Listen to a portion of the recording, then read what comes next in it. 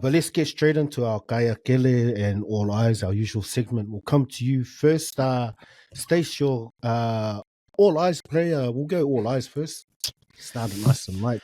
Yeah, thanks, bro. A few good candidates this week. I've gone for Dave Fafita from the Titans. So he had an injury in the preseason, so he's coming a bit underdone at the start.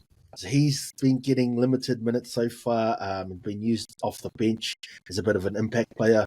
But the Titans had some issues before the game with some of their selections. So Jojo Fafita, he was named in the starting lineup and he had to pull out early.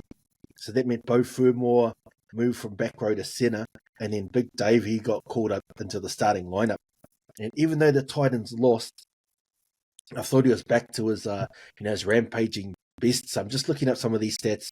203 run meters he had, 10 tackle breaks, a try assist, and a line break. And when you think the Titans, they're one of the multitude of teams that are fighting for that, that sort of 5th to 8th spot. And if they want to play finals, which I guess they do, they need their marquee guys like Dave Fafita to stand up. So I hope this is sort of the beginning of him getting back to his best footy.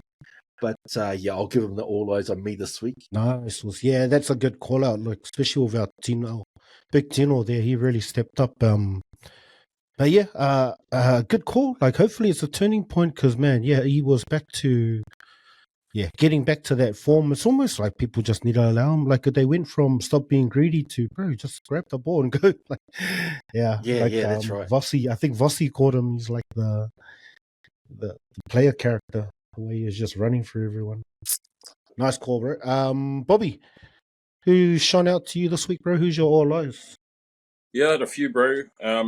But for me, it was Jamal Fogarty over the weekend. Like, just the way that he controlled Canberra. It was his 100th game. He came out with a real purpose that night, and like he just took the Eels apart. And like, if you compare his game to like Dylan Brown's game, that game they were chalk and cheese, man. One was throwing rocks, the other one was throwing diamonds. So Fogarty for me was the linchpin for the Raiders in that game. He just controlled his team around the park. He did everything that you want from him, and he really stood out. So they're comparing him to Ricky Stewart. So it's like, well, there's some big raps coming out of the Raiders camp. Like, they haven't had someone like a half like that since Ricky Stewart was there. So, that's pretty big praise for Fogarty. So, for me, Jamal Fogarty's my All Eyes this week. Nice, man. Fogarty back to back with Eddie called him out last week. So, he's very much owning and steering that Canberra ship. And a nice one from those boys as well. I'll go first before I go to you, side. My All Eyes Hammer earlier in the week. Man, just good to see him getting some of that form back, especially that last try. Just as soon as he found that space, it's almost like he knew what was on. He just looked up, saw the gaps, and he knew exactly where he looked like he was smiling before he'd even moved close to the try line. So, getting that hat trick. Good timing, see his form as well, heading into Origin, making his declaration for tour as well. So, all great signs from Hammer there. So, good to see. John Matrix, who was your All Eyes? Yeah, bro. My All Eyes on me award goes to St. George Dragons CT Christian Tupulotu, man. Got to give this guy some love. Turned it around from Kaea Kele Award to All Eyes on Me Award in the space of a week. That's a huge turnaround.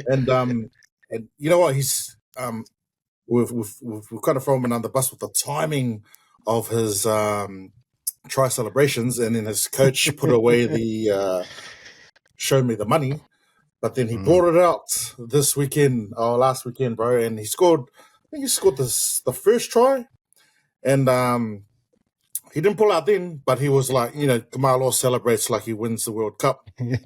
And I think he scored maybe like by the time he scored a second try, it was 24. It was still just early in the second half. So the game wasn't by no means in the bag for the Dragons, but they were up by 2 or 3 tries, and then he pulled it out. Show me the money, try celebrations. And then Kamalo did his Hemi. got subbed off. And then the camera panned out to him on the bench, and he pulled it out again, bro. Man, he's a real character, but we forget the because he's a good finisher, man. And on that left edge, outside Holmes, these guys can do some damage, especially with Luciano.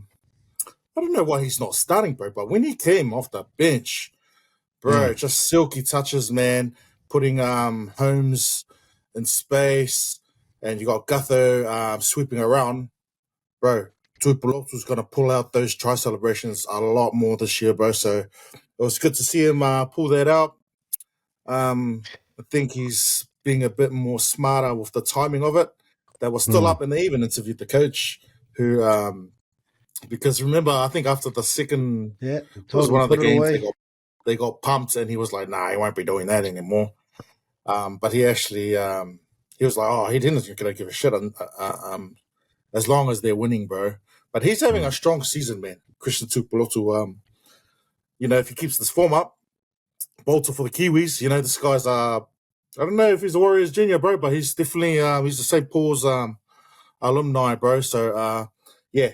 CT Christian Tuipulotu, man, keep doing what you're doing, brother. We support you. Regardless of the time of the game, bro, just give it your all, man. Show us the money. Congratulations to the Uso. He's got a new signing as well. So I don't know if that played into it, but he has got a new offer on the table. So yeah, just that Hemi you mentioned, hopefully it doesn't keep him out for too long. I joked about it, but hopefully he does make it through to try July. Yeah, he's making a nice combination on the side there. We'll go in reverse order for your Kaea Kele. I'll kick off with our disappointing first 30 minutes from the Warriors. I don't know. Ouch. There was a save in that game, and we'll come to it when we go through the game. But man, that was an ugly start from the boys, and just hard to come back from as much as they did in the second half. That was Kaea, like just from where they've come in, especially just the leaders. Like Fish got injured, can't avoid that. But just the guys around them, so it was good. They steadied the ship. But yeah, that first 30 minutes is. Yeah, hard to take. So that was Kaea Kele for me. I'll come back to you, Chum Matrix, of your Kaea Kele. Mine this week from that first game, Panthers and the Dolphins. My Kaea Kele award goes to Jack Bostock, the winger for the Dolphins. That shocking in-goal play where I think it was Musi Leoza scored from it, but I think it was Cleary. I'm not too sure. But someone puts a grubber into the in-goal. And Bostock had plenty of... Yeah. Exactly. With no pressure on him, bro. But I think he even had time to catch the ball and try and run it out. But Kamalo wants to come straight and fucking hit his corner kick. Bro. And he had 2 meters, not even that, a meter from the dead ball line. He could have kicked it anywhere, but he kicks it. And he was between the posts and the right-hand flag. So he was there in the end goal and come off his boot. He tried to kick it dead, and he goes under the sticks and Musoliota scored the try. He was lucky that the game was sewn up by then. I think it was 8 minutes to go. But yeah, bro. You're going to give away wingers, man. And I know wingers do a lot. But, man, and to give up a try in that form, it kind of takes me back to Hodges back in the days at Origin. Oh, yes. Remember when we tried to throw the ball? This first Origin too, eh? Yeah. But yeah, brother, Jack Bostock. Nice. You're lucky he had a good game too, but he just kind of put a little bit of asterisk there with that error. Nice. Stace, over to you with your Kaea Kele of the week, bro. Yeah, I forgot that we do these awards. I haven't really been preparing something, but I haven't got a player per se, but more the NRL rules, I suppose I'll talk about in regards to sort of player movements.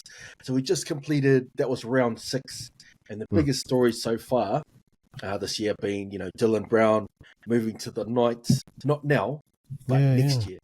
Cherry Evans moving on next year, and now with Lockie Galvin, that we'll probably touch on as well. but none of that is about sort of the current play. It's all about 2026 and beyond, and players are getting scrutinised in the media, booed by their fans, and all of this sort of stuff because of what they do. A whole year in the future. So to me, that's a bit ridiculous. Players are jumping ship and signing deals way too early, in my opinion. So I'd like to see the rules change a bit and move the transfers either to the end of the season or at least until after Origin, so we just don't have this scrutiny on players so far out. So my, I guess, Kaea Kele Award goes to the NRL administration and just some of these farcical regulations around the player movements and stuff. So I'll go for that. Nice. Also, yeah, we'll do some more digging around those regulations. We'll talk more about them when we come to our headlines, because that is a good Kaea Kele point. Yeah, like you're saying, like these are things the guys are trying to play this year. I mean, look, Lockie's being dropped for this week, so yeah, we'll talk more about that because he's kind of hot topic right now. But very much to this point, like the fact that we're talking about a kid who's essentially talking about next year and now's being dropped. Nice, Bobby, your Kaea Kele for the week, bro. So my Kaea Kele comes from the same game as my All Eyez. So Fogarty was my All Eyez. Kaea Kele was Dylan Brown, bro. That guy, we gave him props last week or the week before where he played out of his skins. He ran the ball 16 times for 164 meters. And the weekend just gone against the Raiders when they got pumped, he ran for 51 meters and 5 runs. One of the things that makes him remind me so much of Sean Johnson is that he puts his running game away when he's so lethal with it, you know. And even the commentators are talking about it because he got that early try in that game, like right on the post almost. And the commentators are talking about how he's continuing with the running game that we saw last week. Welcome back, Dylan Brown, blah blah blah. And then he just put it away again for like the rest of the game, and they talked about him being like a spectator, and I was thinking, far out. Like, he really was. He was just watching things unfold. He wasn't creating anything. He was catching pass, and he wasn't even doing any of the kicking. So Fogarty was just controlling and just took everything for the Raiders. But for me, Dylan Brown was my guy, man. Like, when the Eels needed him to step up and to do something like he did the week before against St. George, he had nothing. Like, he looked like he was disinterested almost. And when you're just catching and passing the ball, when your team's expecting you to sort of create something or to try and get you some forward momentum or something, man, like, if I was an Eels fan, I'd be so upset that guy just looks like a spectator during games. Yeah, so for me, I'm just waiting for Musse to turn up. Like, yeah, bro, like, yeah, we'll play really good once Musse gets here. But yeah, until then, it's disappointing because he's a Kiwi, and you really want to see all the Kiwi boys doing well. But man, he does himself no favors when he has like a really super awesome game against St. George the week before, kicks ass in the fantasies, and then comes this week and he's absolute crap. So yeah, for me, Kaea Kele, Dylan Brown. Right, cool. Any other topics, boys? I want to go to a new segment.